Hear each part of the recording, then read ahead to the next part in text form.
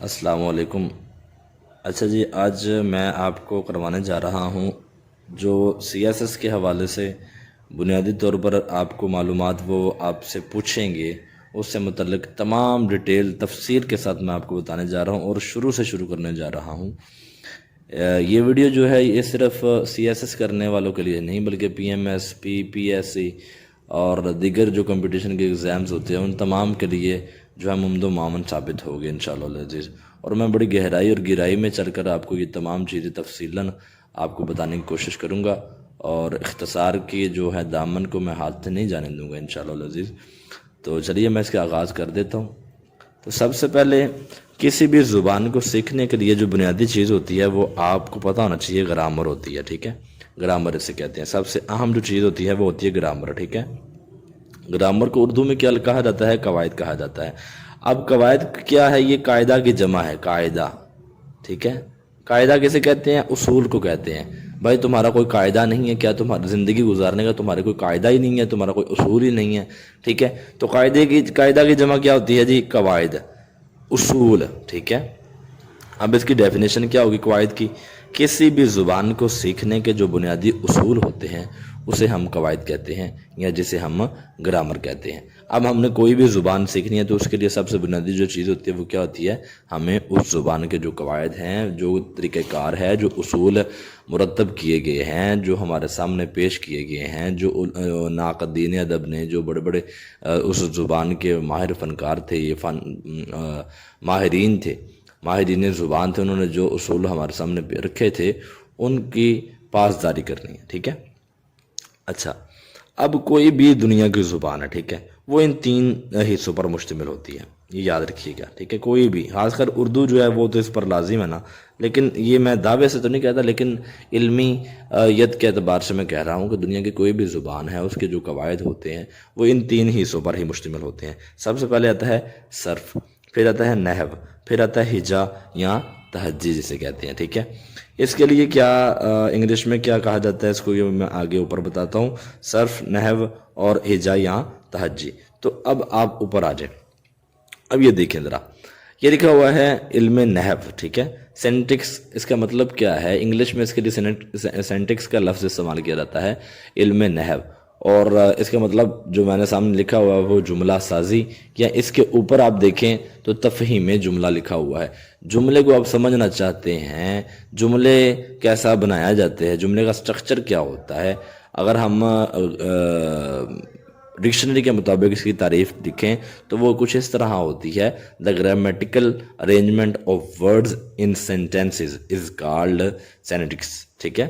تو علم نحو کسے کہتے ہیں؟ کہ جملے میں الفاظ کی قواعدی جو ترتیب ہوتی ہے، قواعدی ترتیب جو ہوتی ہے۔ اب قواعدی ترتیب کیا ہے؟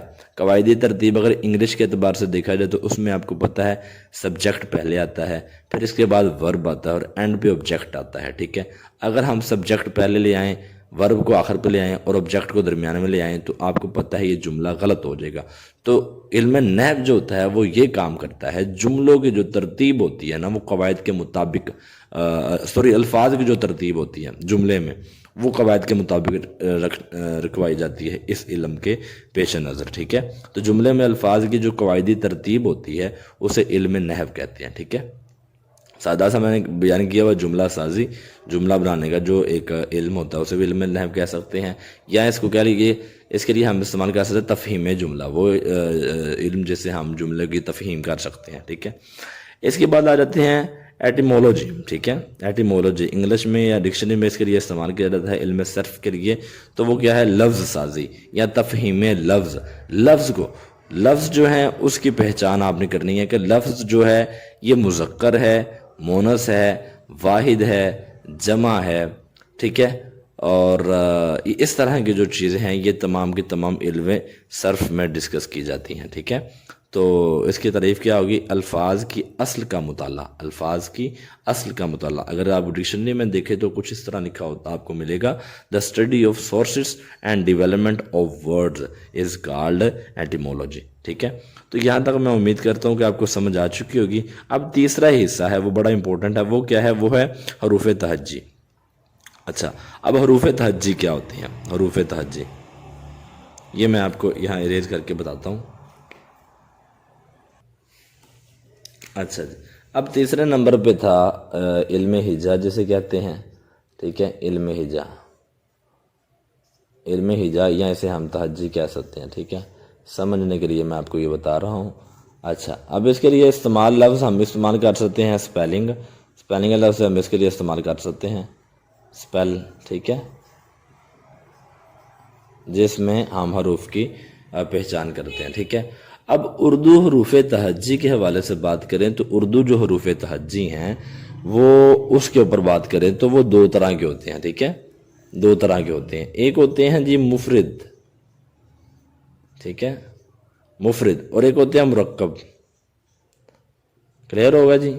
اردو حروف تہجی دراصل دو حصوں پر مشتمل ہوتے ہیں، مفرد اور مرکب. اب مفرد میں کیا ہوتا ہے، مفرد کی تعریف کیا ہوگی، وہ جو ایک ہی آواز لیے ہوئے ہوتے ہیں، ٹھیک ہے، انہیں ہم مفرد حروف کہتے ہیں. جیسے دیکھیں الف، بے، پے، ٹھیک ہے، اسی طرح تے، ٹے، سے، جیم، چے، ہے، خے، دال، ڈال، یہ سارے سون چلتے چلے آ رہے ہیں، یہ سارے مفرد حروف کہلائیں گے، ٹھیک ہے. اور ان کی جو تعداد ہے وہ ہے 37. کتنی ہے جی؟ 37. یہ تک جائے گا، چھوٹی یہ بڑی یہ تک. اور یہ مرکب حروف کیسے کہتے ہیں، جو دو مختلف جو ہوتے ہیں نا حروف ان سے مل کر بنے ہوتے ہیں. جیسے دیکھیں بھ، پھر اس کے بعد آ جاتے ہیں پ، پھر اس کے بعد آ جاتے ہیں ٹھ، ٹھیک ہے. تو دیکھیں بے اور دو چشمی جو ہے، بے اور دو چشمی ہے جو مل کر کیا بنا رہے ہیں، بھ. تو یہ کیا ہوں گے، یہ تمام کے تمام مرکب حروف ہوں گے. ان کی تعداد جو بیان کی جاتی ہے وہ بیان کی جاتی ہے 15. کتنی بیان کی جاتی ہے؟ 15، ٹھیک ہے. اور یہ ہے 37. تو دونوں کو اگر جمع کیا جائے تو ٹوٹل ہمارے پاس کیا آنسر آئے گا، 52، ٹھیک ہے. اچھا، اب بعض لوگ جو ہیں وہ الف مدہ کو علیحدہ سے حروف مانتے ہیں. اگر الف مدہ کو بھی شامل کیا جائے تو پھر حروف کی تعداد بن جاتی ہے 1 پلس کریں تو بن جاتی ہے 53، ٹھیک ہے. کچھ لوگ نون گنہ کو بھی مانتے ہیں، ایک وہ بھی کریں تو وہ 54 بن جاتی ہے، ٹھیک ہے. اسی طریقے کے ساتھ کچھ لوگوں نے اس کی جو تعداد ہے اردو حروف تہجی کی وہ 58 بیان کی ہوئی ہے. کتنی ہے جی؟ 58. لیکن زیادہ تر جو رائج ہمیں ملتی ہے وہ 53 ہی پائی جاتی ہے، ٹھیک ہے جی. 53 اردو حروف تہجی کی جو مجموعی تعداد بیان کی جاتی ہے یا ملتی ہے وہ 53 ہی ہے، ٹھیک ہے. آپ رؤف پارخ صاحب ہیں، ان کی ایک کتاب، اس کا حوالہ بھی آپ دیکھ سکتے ہیں. اس کے علاوہ شان الحقیق صاحب کے بھی آپ حوالہ دے سکتے ہیں، ٹھیک ہے. یا مقتدرہ قومی زبان کے حوالے سے بھی انہوں نے، جو افتخار عارف صاحب تھے اس زمانے میں چیئرپرسن تھے، تو انہوں نے بھی اس کے اوپر کام کیا تھا، تو آپ ان کا بھی حوالہ دے سکتے. 53 جو ہے نا وہ زیادہ تر بیان کیے جاتے ہیں، 53 حروف، ٹھیک ہے، اردو کے. تو بہرحال یہ میں نے بنیادی طور پر آپ کو بتا دیا. اب ہم چلتے ہیں قواعد کی جانب، یعنی کہ گرامر کی جانب. اچھا جی، اب اردو قواعد کی جانب ہم آتے لگے ہیں. اردو قواعد جیسے کہ میں نے ابھی آپ کو پہلے بتایا ہے. اچھا جی، اردو قواعد کے بارے میں آپ کو بتا چکا ہوں کہ اس کی تعریف کیا ہے، ٹھیک ہے. ابھی وہ صرف، نحو اور اس کے بارے میں بتا چکا ہوں. ابھی ہم صرف کے اوپر بات کریں گے، ٹھیک ہے، اور اس کے حوالے سے جو ہے ہم جاننے کی کوشش کریں گے، ساتھ ہی ہم نحو کو بھی چلا لیں گے. بہرحال میں آپ کو یہ جو ہے نا اصطلاحی معنوں سے ہٹا کر سادہ لفظوں کی طرف لے کر آتا ہوں. تو قواعد ہم سیکھنے جا رہے ہیں، ٹھیک ہے. آپ کو پتہ چل گیا ہے کہ اردو حروف تہجی کی تعداد کتنی ہے. آپ کو یہ بھی پتہ چلنا چاہیے کہ ہر جو جزو ہوتا ہے وہ کل کی نشاندہی کرتا ہے. جزو مل کر کل بناتے ہیں، ٹھیک ہے. اب حروف مل کر کیا بنائیں گے، ٹھیک ہے. ہر حروف جو ہیں وہ آپس میں جب ملیں گے، حروف جو ہیں، ٹھیک ہے، آپس میں جب ملیں گے تو کیا بنے گا، مجھے بتائیں. اوبویسلی آپ کا جواب ہوگا جی لفظ بنے گا، ٹھیک ہے. بالکل درست جواب ہوگا کہ حروف مل کر لفظ بناتے ہیں. حروف کیا مل کر بناتے ہیں جناب؟ لفظ بناتے ہیں. حروف مل کر لفظ بناتے ہیں. اب دیکھیں آپ کے سامنے ایک میں مثال دیتا ہوں. میں یہاں پر اردو کے کوئی سے حروف نکال لیتا ہوں. میں نکالتا ہوں جناب دال نکال لیتا ہوں، ٹھیک ہے. اس کے بعد میں لکھ لیتا ہوں الف، اور اس کے بعد میں لکھ دیتا ہوں جی لام، ٹھیک ہے. دیکھیں یہ مختلف حروف ہیں کہ مل کر کیا بنا رہے ہیں، ایک لفظ بنا رہے ہیں. تینوں علیحدہ علیحدہ ہیں لیکن کیا لفظ بنا رہے ہیں، دال، ٹھیک ہے. اسی طریقے کے ساتھ میں لکھتا ہوں دال، رے، خے اور تے. تو یہ کیا بن گیا؟ یہ بھی ایک لفظ بن گیا. ٹھیک ہے. اچھا جی، اب یہ لفظ بن گیا، یہ بھی لفظ بن گیا، یہ سارے لفظ بن گئے. ٹھیک ہے. اب آپ کو پتہ ہے حروف مل کر لفظ تو بنا رہے ہیں، لیکن لفظ کی بھی آگے قسمیں ہیں. اب دیکھیں، کچھ لفظ ایسے ہوتے ہیں، کچھ لفظ بامانی ہوتے ہیں. ٹھیک ہے، لفظ بامانی. پھر کچھ لفظ ایسے ہوتے ہیں جو بے معنی ہوتے ہیں. ٹھیک ہے، بہت ساری چیزیں سے بے معنی بھی ہوتی ہیں. اچھا، لفظ بامانی بھی ہوتا ہے اور لفظ بے معنی بھی ہوتا ہے. ٹھیک ہے، تو اس حوالے سے اب میں آپ کو بتاتا ہوں کہ لفظ بامانی جو ہوگا اسے ہم کیا کہیں گے، اور وہ لفظ جو بامانی ہوگا اسے ہم کیا کہیں گے.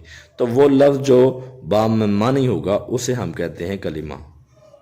کیا کہتے ہیں جی؟ کلمہ. ٹھیک ہے.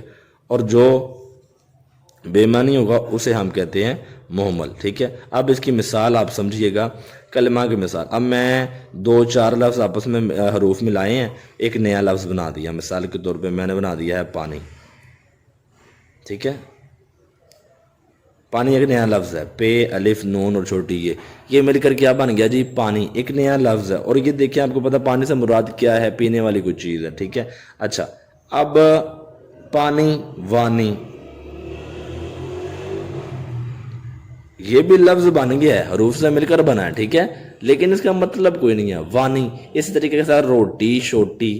ٹھیک ہے، اس طرح کے جتنے بھی الفاظ ہیں وہ جو ہوتے ہیں گپ شپ. گپ کا مطلب تو چلو پتا تھا، شپ کا مطلب نہیں ہمیں پتا. تو اس طرح کے جو الفاظ ہوتے ہیں وہ بے معنی ہوتے ہیں. اب کلمہ جو ہوتا ہے اس کے آگے 2 اقسام ہوتی ہیں. ٹھیک ہے، وہ میں آپ کو بتاتا ہوں. اچھا جی، اب آ جاتا ہے کلمہ. کلمے کی بات میں نے بتا دیا آپ کو کلمہ کیسے کہتے ہیں. ٹھیک ہے، تو یہ دیکھیں جی، یہ کلمہ لکھ دیا میں نے. اچھا، اب کلمہ کی آگے 2 اقسام بیان کی ہیں. ایک کلمہ ہوتا ہے موضوع، کلمہ موضوع، اور ایک ہوتا ہے کلام. تو وہ لفظ اکیلا واحد بامانی جو لفظ ہے، ٹھیک ہے، واحد بامانی جو لفظ ہوگا اسے ہم یہ کہیں گے. اوکے. اور یہ کیا ہے؟ 2 یا 2 سے زائد الفاظ بامانی، یہ لازم شرط ہے. ٹھیک ہے جی، بامانی الفاظ کا مجموعہ. یہ جملہ بھی ہو سکتا ہے. ٹھیک ہے. اچھا، یہ ہے کلام. اب یہاں ہم آگے آ جاتے ہیں. کلمے کے حوالے سے بتا دیا کہ واحد بامانی جو لفظ ہوگا اسے ہم کلمہ کہتے ہیں، اور جو 2 یا 2 سے زیادہ الفاظ کا مجموعہ ہوگا اسے ہم کیا کہیں گے؟ کلام. اب مثال کے طور پہ دیکھیں، نیک لڑکا.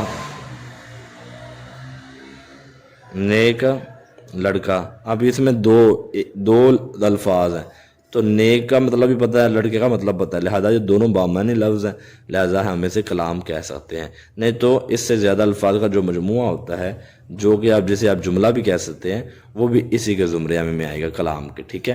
اچھا، اب آگے بات آ جاتی ہے کلمہ کی اقسام کی. کلمہ کی یہ بنیادی چیز ہے، یہاں سے اب آگے آغاز ہونے جا رہا ہے، لہذا دھیان سے ان چیزوں کو سمجھیے گا. کلمہ کی اقسام. کلمہ کی بنیادی طور پر 3 اقسام ہیں. ٹھیک ہے، کلمہ کی بنیادی طور پر کتنی اقسام ہے جی؟ 3. ایک ہے جی اسم، ایک ہے جی فعل، ایک ہے جی حرف. اسم، فعل اور حرف. اسم کے لیے انگلش میں لفظ استعمال کیا جاتا ہے ناؤن، فعل کے لیے ورب، اور حرف کے لیے آپ کو پتہ ہی ہے لیٹر. ٹھیک ہے. اچھا جی، لیٹر بھی استعمال کیا جاتا ہے. اس کے علاوہ ایک اور لفظ استعمال کیا جاتا ہے، وہ بھی میں آپ کو بتاتا ہوں. اچھا، اب آ جاتا ہے ہمارے پاس اسم، فعل اور حرف. یہ کلمہ کی اقسام ہے، یاد رکھیے گا. کلمہ کی 3 اقسام ہیں، اسم، فعل اور حرف. اسم، فعل اور حرف، یہ کلمہ کی اقسام ہے. ٹھیک ہے. اچھا جی، کلمہ کی 3 اقسام ہے، وہ بیان کر دی. اب آ جاتے ہیں ہم اسم کی جانب. اسم کسے کہتے ہیں؟ اسم. ٹھیک ہے جی، اسم. انگلش میں اس کے لیے لفظ استعمال کیا جاتا ہے ناؤن. آپ کو پتہ ہی ہے پھر آگے ناؤن کی اقسام کتنی آ جاتی ہیں. ٹھیک ہے. اردو میں اس کا معاملہ کچھ ہو رہا ہے. اب اسم کی پہلے تعریف بیان کر دیں. کسی بھی شخص، جگہ یا چیز کا جو نام ہوتا ہے نا، اسے اسم کہتے ہیں. عربی زبان کا لفظ ہے، اس کا مطلب کیا ہوتا ہے؟ نام. یہی یاد رکھ لیں آپ. ٹھیک ہے. اسم کسی بھی شخص جگہ یا چیز کے نام کو کیا کہتے ہیں جناب؟ اسم کہتے ہیں. کسی شخص جگہ یا چیز کے نام کو اسم کہتے ہیں. کسی بھی شخص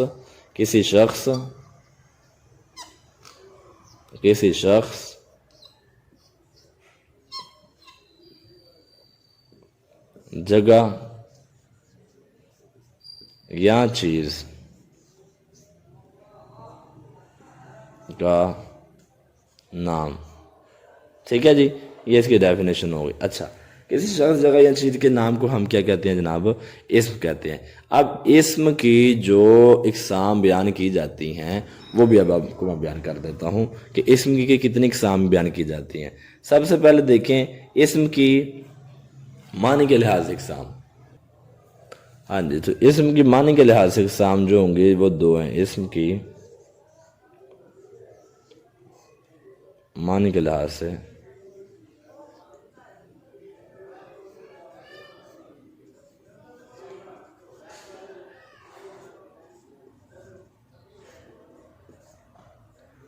کون کون سی ہیں آپ نے پہلے بھی سنا ہوگا. نکرہ ہے ایک، پھر اس کے بعد آ جاتا ہے معرفہ.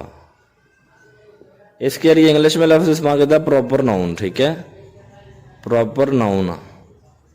اور اس کے لیے استعمال کیا جاتا ہے کامن ناؤن. یہ بھی یاد رکھیے گا، کامن ناؤن. ٹھیک ہے، اب اس کی تعریف کیا ہے؟ عام شخص جگہ یا چیز.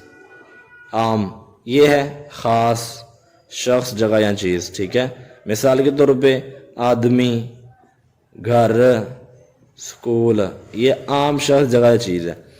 اور یہاں پر خاص شخص جگہ یا چیز قائد اعظم خاص ہے نا. اس کے بعد آ جاتا ہے جی سیالکوٹ، خاص شہر ہے.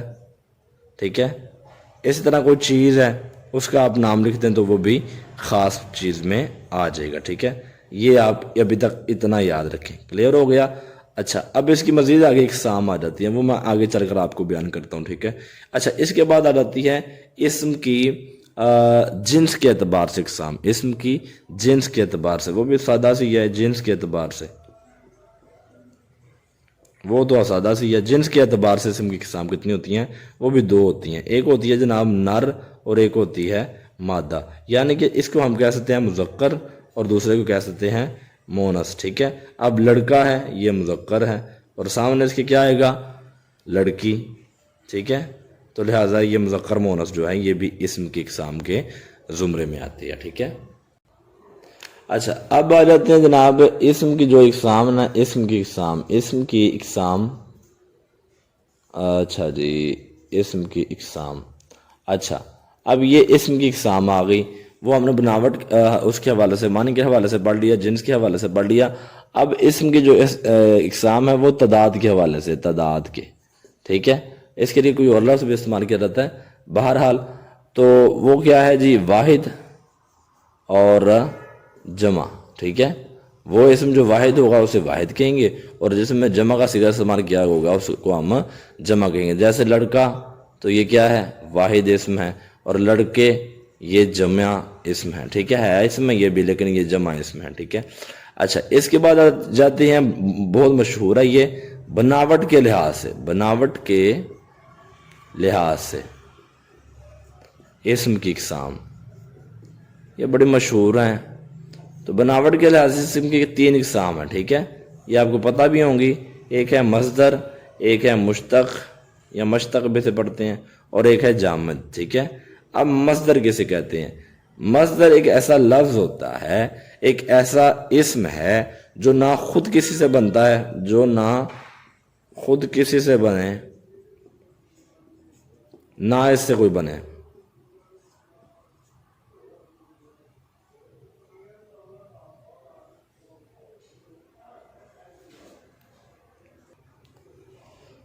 اچھا جی، اب ہم بیان کر رہے ہیں کہ مصدر کسے کہتے ہیں. مصدر کیا ہوتا ہے جی؟ جو وہ اسم جو کسی قاعدے قانون کے مطابق،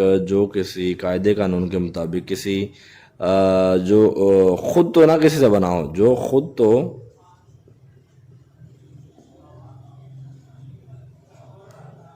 نہ بنا ہو مگر اس سے آگے الفاظ بنتے ہوں. ٹھیک ہے جی. مثال کے طور پہ میں لکھتا ہوں جناب پڑھنا. اب اس سے کون کون سا لفظ بن رہا ہے؟ پڑھو، پڑھائی،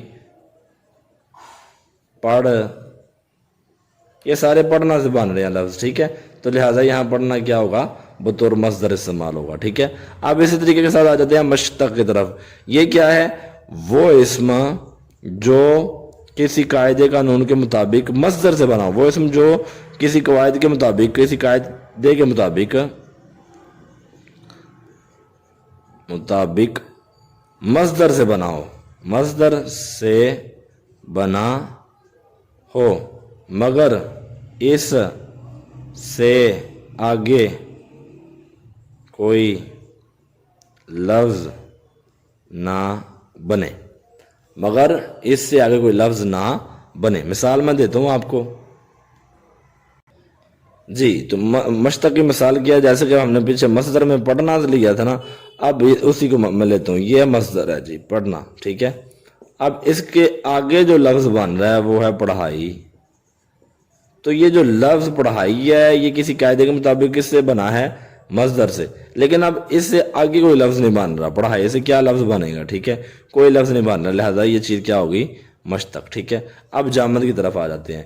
تو وہ اسم جو نہ خود کسی سے بنا، خود سے بنا، جو نہ خود کسی سے بنا اور نہ اس سے کوئی بنتا ہو. مثلا دوات، اینٹ. ٹھیک ہے، تو یہ جو ہے یہ اس کی مثالیں تھی جامد کے حوالے سے. تو یہاں تک آج ہم نے اسم کے بارے میں پڑھا ہے، قواعد کے شروع سے لے کر اسم کے حوالے سے آج ہم نے پڑھا ہے. ابھی اسم کی جو معنی کے اعتبار سے ہم نے اقسام کی ہے، اس میں سے اس کی کچھ اقسام آپ کے سامنے پیش کرنی ہے. بہرحال یہ پہلا لیکچر تھا. امید کرتا ہوں کہ آج کی اس ویڈیو میں آپ کو کافی زیادہ چیزوں کا پتہ چلا ہوگا اردو کے حوالے سے. مزید ویڈیوز کے لیے میرے چینل کو سبسکرائب کر دیجئے تاکہ آپ کو ہر آنے والی نئی ویڈیوز کا جو نوٹیفیکیشن بر وقت ملتا رہے. اگر آپ کو اس حوالے سے کوئی سوال ہو تو آپ مجھ سے پوچھ سکتے ہیں. میں انشاءاللہ العزیز اس حوالے سے آپ کو مکمل اپڈیٹ کرتا رہوں گا. ملتے ہیں اگلی ویڈیو میں، تب تک کے لیے اللہ حافظ.